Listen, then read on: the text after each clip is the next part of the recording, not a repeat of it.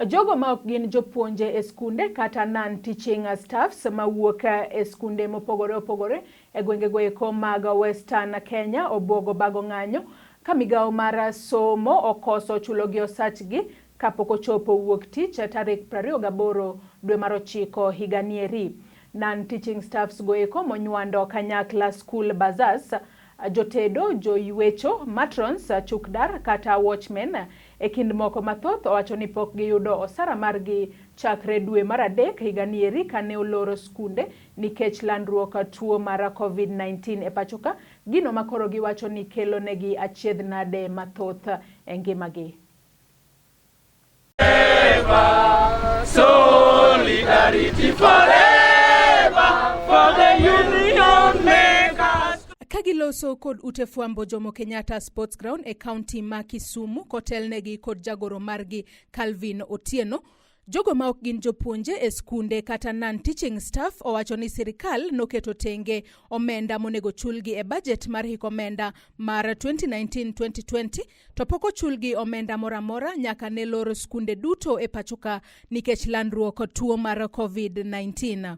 We are giving an ultimatum to the Ministry of Education and to the government that the amount which was supposed to be sent to the NTS is not there, and it's supposed to be there because we know it was budgeted for in the year 2019-2020 financial year. And again, there is a budget which was done just recently, 2020 and 2021. The amount for NTS is there.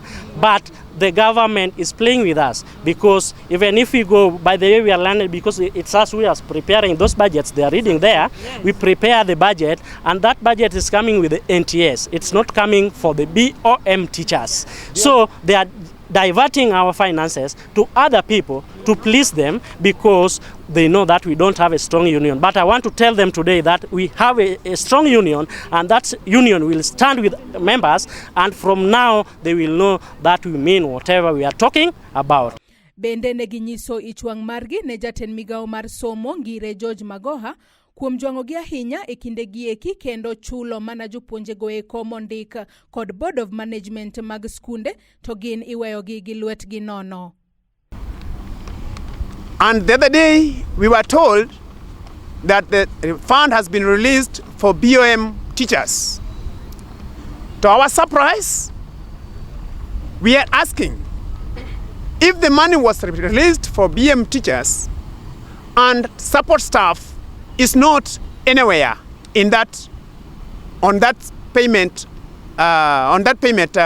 scheme. We are asking, do the government know that non-teaching staff exist in these our institutions? Kawuoyo elo jotich ma tiyo e school okwa mor ahinya gi kaka Professor Magoha osetimre kodwa.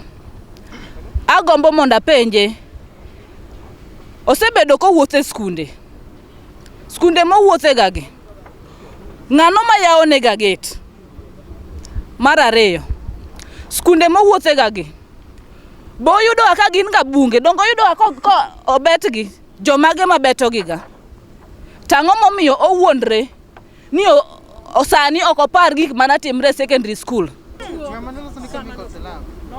Professor Magoha wechayo jotich. Moko kuom jokanyo mag non-teaching staff mawuok e skunde mag Western Region ma bende ochokore Jomo Kenyatta Sports Ground bende olero achiedhnade magisebedo ka gikale kuom dweche 6 koro maonge osara, ka bende koro gin koda midhiero mar kaka nyithindgi biro dok e skunde maonge omenda moramora. I'm talking on behalf of mothers from non-teaching staff in public schools. We are wondering where we are going to get money to feed our kids, or where the government thinks we've been getting money to feed our kids from March. Some of us, we've not got our salaries from March. Most of us, we are on leave without pay. So we are wondering, the schools are opening on Monday. We are needed to report to school on Monday, yet we don't have money. We are at home. We are being fed by our husbands, or the men are being fed by their women who are maybe working. So we are wondering how we are going to take back our children to school, or we are going to report back to these schools.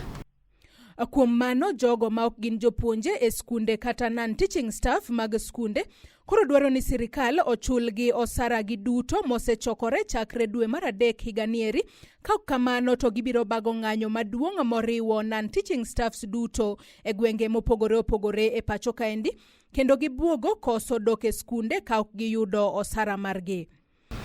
And as the union also we have some demands, and the other ones also have talked about. But our demands also are structured. One of it is all non-teaching staff to be paid their salaries in arrears since March 2020 within a period of 3 days. Failure to which we will call a nationwide demonstration since this was budgeted in the financial year 2019-2020. Bende gidwaro ni non-teaching staffs duto manomi barupe mag dhi e yueyo maonge chudo kata unpaid leave kaachiel kod mago manoriembe tich duto oduoke tich kendo ochulgi osachgi kaka dwarore.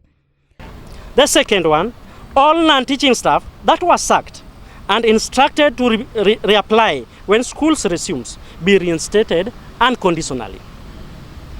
All letters of unpaid leaves issued to our members be unconditionally revoked and withdrawn. We also demand an apology from the Cabinet Secretary and withdrawal of his statement terming the issue of non-teaching staff as non-issue, and our staff to stop being referred as non-academic staffs, since most of us has got master's degrees, diplomas, and certificates in various fields. We demand absorption of all non-teaching staff to the Public Service Commission, since this is very clear in the Constitution. Maindi timore e seche mabende duol mandiko jopuonje tich Teacher Service Commission kanyakla kod migao mar somo nogolo chik mondo jopuonje duto odoge skunde wuok tich juma manyien tarik 28 dwe mar 9 higanieri mondo migi ikre ne yawa yanga skunde duto mapachoka. Nelolwe TV kowuok e kaunti ma Kisumu, an Joyce Oduor.